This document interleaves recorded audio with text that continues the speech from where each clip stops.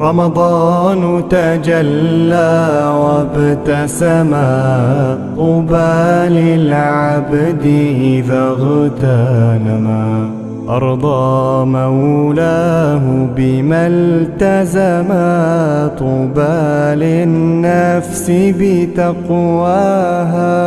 رمضان زمان الحسنات، رمضان زمان البركات، رمضان زمان الحسنات، رمضان زمان البركات، رمضان مجال الصلوات، تسمو بالروح لمولاها.